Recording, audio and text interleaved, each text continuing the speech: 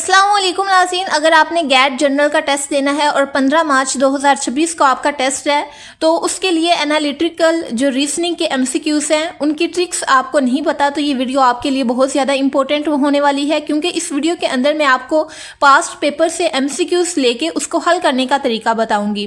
क्योंकि analytical reasoning एक ऐसा पार्ट होता है जिसमें स्टूडेंट कन्फ्यूज़ हो जाते हैं और टाइम पे जो क्वेश्चन है वो हल नहीं कर पाते, जिसकी वजह से उनका मेरिट लो हो जाता है।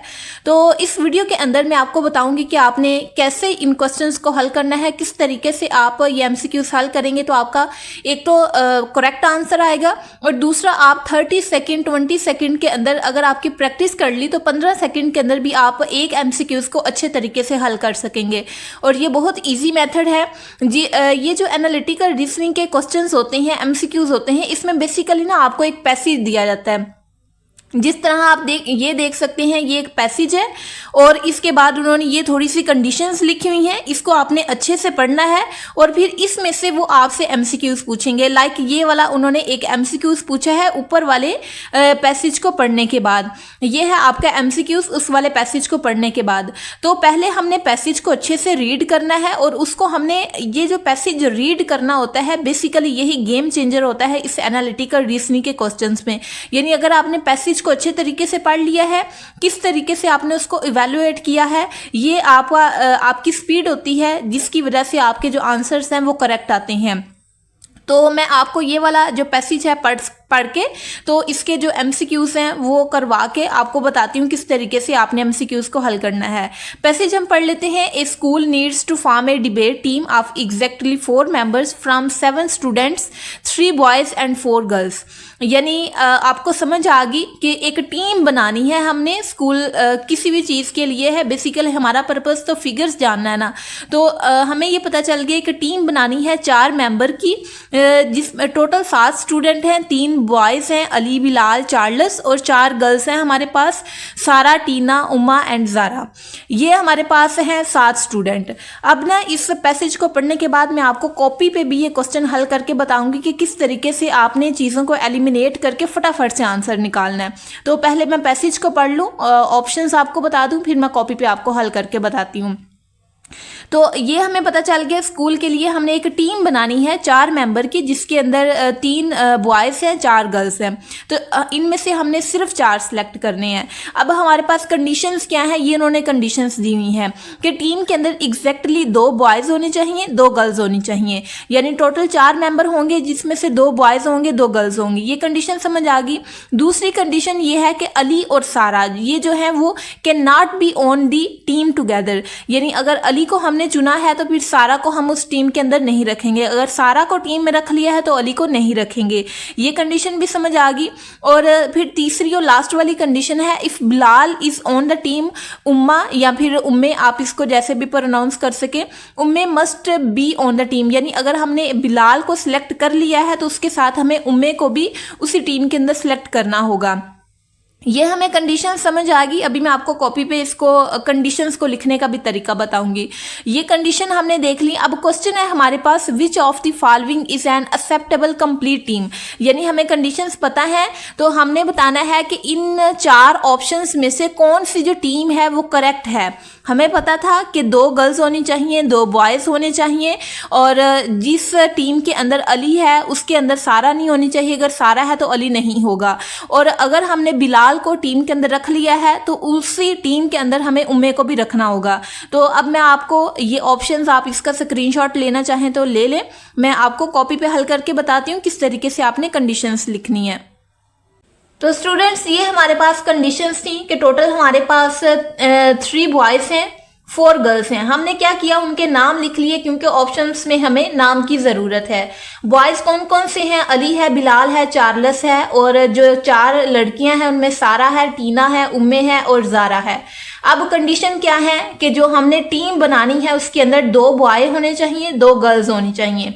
और ये हमें कंडीशन में पड़ा था कि अली और सारा एक टीम में नहीं होने चाहिए और जिस टीम के अंदर बिलाल होगा उस टीम के अंदर उम्मे भी होनी चाहिए। अब हमने जो हमें एमसीक्यूज पूछा गया था उसमें कहा गया था कि इन 4 ऑप्शंस में से बताएं कौन सी एक टीम ठीक है इन कंडीशंस को मद्देनजर रखते हुए। तो इसमें आपने क्वेश्चंस को जिस तरीके से हल करना है, जो कि शॉर्टकट तरीका है और इजी तरीका है, आंसर भी ठीक आता है, वो ये है कि आपने ना ये जो दो कंडीशंस दी हुई हैं इनको आपने देख लेना है। पहली कंडीशन आप देखें कि जिस टीम के अंदर अली है क्या उसके अंदर सारा है, अगर है तो वो हमारा ऑप्शन गलत होगा। ये देखेंगे इसमें अली भी है सारा भी है, यानी ये हमारा ऑप्शन नहीं हो सकता। अब इसमें देखें अली भी है सारा भी है, ये वाला ऑप्शन भी नहीं हो सकता क्योंकि हमने कहा कि अली जिस टीम में है उस टीम में सारा नहीं हो सकती। अब हमारे पास रह गए ये दो ऑप्शन, यानी इसमें अगर सारा है तो अली नहीं है। अब हमने देखना है वो वाला इनमें से ऑप्शन जिसके अंदर बिलाल हो उसके साथ उम्मे भी हो। अब इसमें देखें उम्मे है बिलाल नहीं है, तो इसमें देखें बिलाल भी है और हमारे पास क्या है यहाँ पे ना थोड़ी सी एक मिस्टेक हो गई है, यहाँ पे उम्मे आना चाहिए था, यानी जिस टीम के अंदर बिलाल है उस टीम के अंदर उम्मे भी है, तो ये हमारा डी वाला ऑप्शन करेक्ट होगा। यानी एक हमने ऐसी टीम सेलेक्ट की है जिसके अंदर ये दोनों मौजूद हैं, ये दोनों इकट्ठे मौजूद नहीं हैं। अब इसको शार्ट तरीके से आपने हल करना है, तो आपने ये कंडीशन आपने एक लिख ली, एक पैसेज की आपने ये कंडीशन लिख ली, तो इसमें से 3 से 4 MCQs आपके हल हो जाएंगे। लेकिन अगर आप डायरेक्ट MCQs पे जाएंगे, इस कंडीशन को नहीं लिखेंगे पास में, तो आपके लिए मुश्किल होगी। आपने एक पैसेज की कंडीशन लिख ली, उसके बाद एक MCQs हो गया। अब सेकंड वाला MCQs भी इसी तरीके का है, बस ये ऑप्शन चेंज होंगे, कंडीशन वही रहेगी। तो ये आपने जो दो कंडीशंस दी होती है ना उनको आपने मद्देनजर रखना है, तो आपका जो क्या है आंसर आ जाएगा। अब हम देखते हैं सेकंड वाला MCQs। फ्रेंड ये हमने पहले वाला अपना MCQs किया है जिसके अंदर हमने डी वाला ऑप्शन करेक्ट लिखा है, जिसके अंदर बिलाल भी है, उम्मे भी है, सारा भी है, लेकिन सारा के साथ चूंकि हमें अली नहीं चाहिए था तो ये हमारा ऑप्शन ठीक है।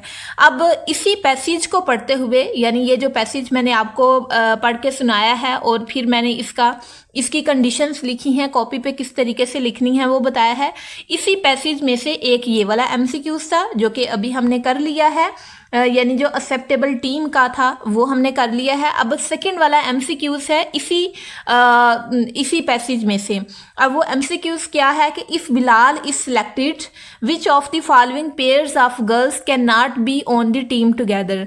अब इसका क्वेश्चन का पहले आपने मतलब समझना है कि यानी हमने बिलाल को सिलेक्ट कर लिया है, अब हमने टीम बतानी है, तो टीम में विच of the following pairs of girls can not be on the team, यानी ये जो 4 ऑप्शंस है ना ये चारों लड़कियों के नाम है। हमने बताना है कि कौन सा ऐसा पेयर है जो कि नहीं हो सकता टीम के अंदर इकट्ठा। तो पहले हमने जो सेकंड वाली कंडीशन पढ़ी थी वो क्या थी कि अगर हमने बिलाल को सिलेक्ट कर लिया है तो जो उम्मे है ये मस्ट होगी, यानी वो टीम के अंदर मस्ट होगी। अब जो हमने यहाँ पे ऑप्शन सिलेक्ट करना है वो ऐसा होना चाहिए जिसके अंदर उम्मे हो, तो उम्मे हो लेकिन इसके साथ जो है वो बाकी गर्ल्स ना हो, सिर्फ एक और लड़की हो सकती है। इसमें देखें ये जो 3 ऑप्शंस है ना इनमें उम्मे है, ये सेकंड वाले ऑप्शन में भी, ये सी वाले ऑप्शन में भी, डी वाले ऑप्शन में भी, यानी एक ही लड़की हमने सिलेक्ट करनी है ना। तो हमारे पास ये तीनों ऑप्शन में उम्मे है, यानी बिलाल के साथ उम्मे हमने सिलेक्ट करनी ही करनी थी। लेकिन अगर हम ये वाले 2 ऑप्शन ले लेते हैं, इसमें तो उम्मे है ही नहीं। जो हमारी पास थर्ड वाली कंडीशन थी उसमें क्या था कि अगर हमने बिलाल सिलेक्ट कर लिया तो उम्मे सिलेक्ट होगी ही होगी। तो इसलिए जो आपके पास करेक्ट वाला ऑप्शन बनता है वो ऑप्शन है ऑप्शन ए, यानी इसके अंदर ये वाला जो ऑप्शन है ये can not be on the team together. ये जो 2 लड़कियां हैं ये एक साथ टीम में नहीं हो सकती क्योंकि टीम के अंदर एक उम्मे का होना ज़रूरी है।